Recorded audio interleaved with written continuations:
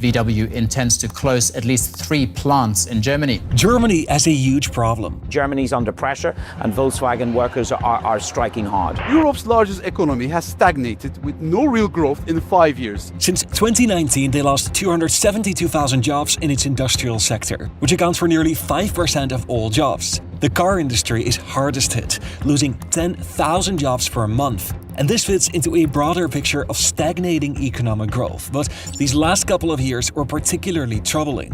During 3 out of the last 6 years, their economy contracted, giving Germany the slowest economic growth of all G7 countries. But why? Porsche's profits have plunged by 95%. German industries are top of the line. For decades, Germany fueled growth across Europe. So why is Europe's strongest economy now struggling to keep up? This is Germany's economic nightmare with hindsight.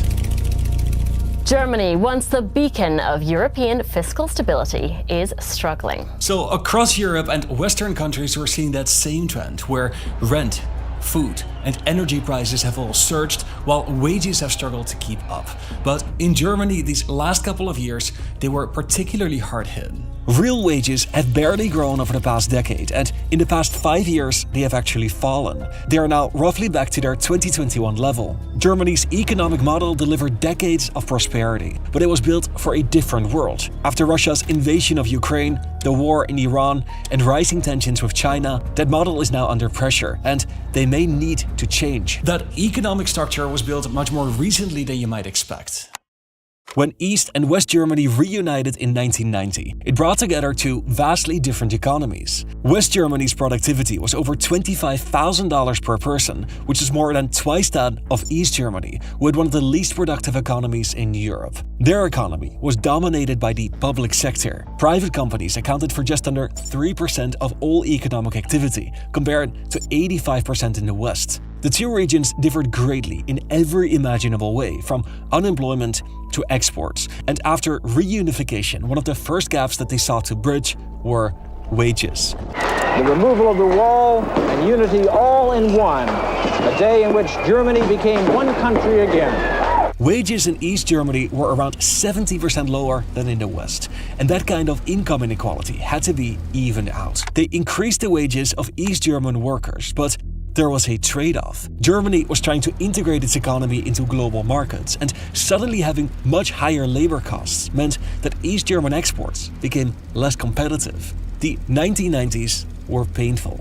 Growth stalled, unemployment rose, and Germany was once again labeled the sick man of Europe. But beneath the surface, they were laying the foundations for a remarkable comeback. The Asian giant has now grown into one of the most important export markets for manufacturers from all over the world. China's industrial boom suddenly created huge demand. Germany started producing more cars, machinery, and chemicals for export. After German reunification, trade accounted for 40% of their GDP, and this reached a peak of 89% in the early 2020s. And usually what happens when a country gets richer is that its industrial sector shrinks as factories make way for services. And this is in part because the cost of labor increases as a country gets richer. But Germany had another advantage: to keep their production affordable. Before reunification, Germany had made a deal with Russia that became known as pipes for gas. West German companies supplied steel pipes and financing to build pipelines that would carry natural gas from Russian producer zones into Central Europe. And Germany became a key transit and consumption hub. This legacy gave united Germany cheap access to energy. It is much cheaper to import gas through a pipeline than by boat. Germany had the infrastructure, and Russia was a steady and reliable supplier. They built even more pipelines in the early 2000s, and they doubled down on this approach, even when relations with Russia became more difficult. The German philosophy to foreign policy was to strengthen economic ties with potential adversaries like Russia and China, hoping that integration would encourage stability and cooperation. The German economy was now a key driver of growth in Europe. This was built on increasing demand from China, cheap energy from Russia, and predictable global trade. And can you already see where this went wrong?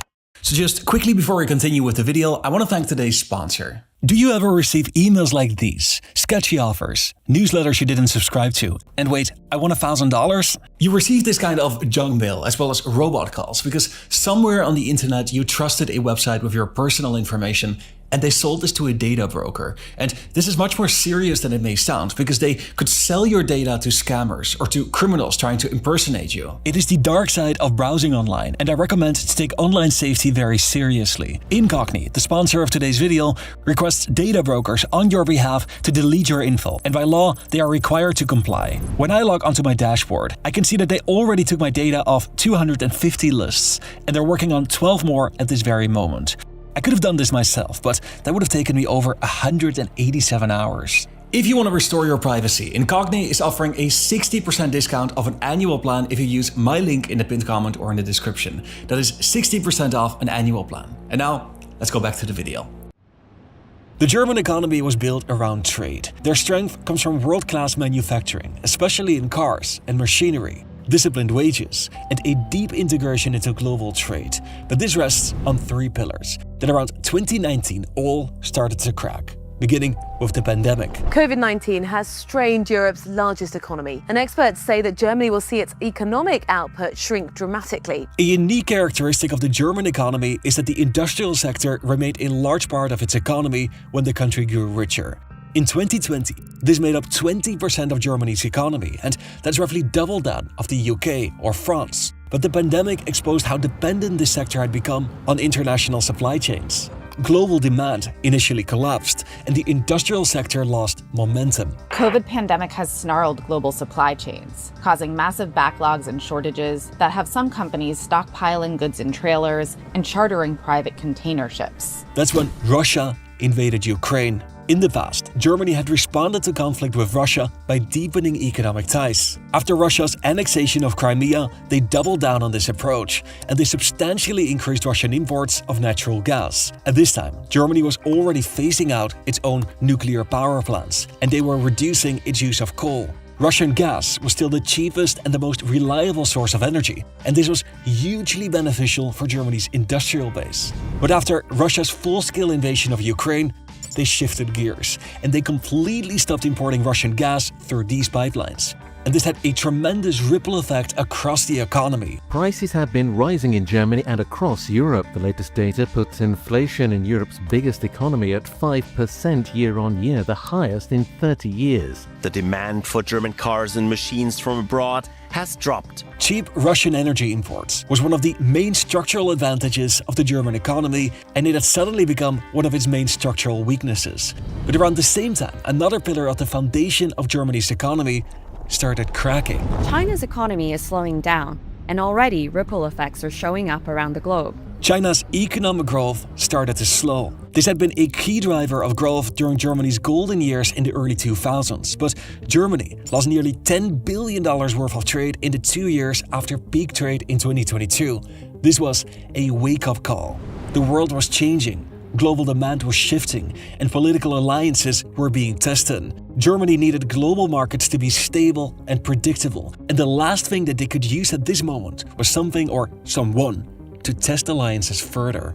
The European Union charges us more than 10% tariffs, and they have 20% VATs, much higher. And for these reasons, starting tomorrow, the United States will implement reciprocal tariffs on other nations. China is the fourth largest buyer of German exports, but the single largest is the United States. Trump's tariffs in his second term hit all German industries, but particularly metals and motor vehicles. But Trump's trade war with China affected Germany in some other surprising ways. US tariffs on China are now in effect. We're putting a 50% tariff on above the tariffs that we put on. China began speeding up its transition to reduce dependence on countries that align with the United States. They strategically began scaling down imports from Germany, and they absolutely killed it with their own car production. Their global market share of car production increased from 3.5% to 34% over the same time that Germany's market share dropped from 10% to 4%. This was a huge deal for Germany, who didn't just see that one of its biggest industries was losing demand, but it was now facing more competition. In Germany, the automotive industry is more than just an economic sector. It's part of their national identity. The same is true for advanced manufacturing. These industries represent engineering precision, export strength, and a long-standing belief in German excellence. As they come under pressure, it's not just an economic shift, it becomes a psychological one. At a time when debates over immigration, demographic decline, and the future are intensifying, this erosion adds to a growing sense of uncertainty. Germany once saw itself as the economic engine of Europe, but today that confidence is giving way to a more uneasy question. Where is the country heading? Ford Motor Company has plans to cut 4,000 jobs. About 3,000 of the layoffs will happen in Germany. The Vw Group has reported a third quarter loss of more than €1 billion. Despite all these negative developments and the fact that Germany is currently going through a difficult economic phase, they still have huge industries. Take BASF, the world's largest chemical producer. It is headquartered in Germany and they employ over 100,000 people. Their annual revenue is in the tens of billions of euros, and even still, this only makes them the 10th largest company in Germany, where sectors like industrial, energy, and particularly automotive dominate. Their largest company, Volkswagen, accounts by itself for more than 7% of Germany's total economic output. It is all relative, and Germany's economy is by no means on the verge of collapse, but they have been particularly hard hit by crises such as the pandemic and the war in Ukraine. And the reason for this is because of how their economy is structured. They hit Germany where it hurt them the most. And the result is that consumer prices have increased faster than any time since recording began in 1956. And that is huge. But crises like these don't just expose weakness, they force change. Germany has been here before. In the 1990s, they were written off as the sick man of Europe. Yet, within a decade, they rebuilt their competitiveness and they became one of the world's strongest export economies. The challenge today is that cheap energy is gone, and global demand has become less reliable. Trade has become politicized, and competition is no longer about quality, but about scale, speed, and technological leadership. Germany faces a choice. It can try to preserve the model that made it successful in previous decades, or they can adapt to a world that looks very different from the one that it was built in. Power dynamics are shifting, alliances redefining. They need to rethink their energy policy, perhaps by going nuclear again. They can invest more aggressively in new industries. They must redefine what German economic strength looks like in the 21st century. The success of Germany over the next couple of years will depend on how fast it can reinvent itself to keep up. How they respond to this shift will not just define its economy, but its role in Europe and the world.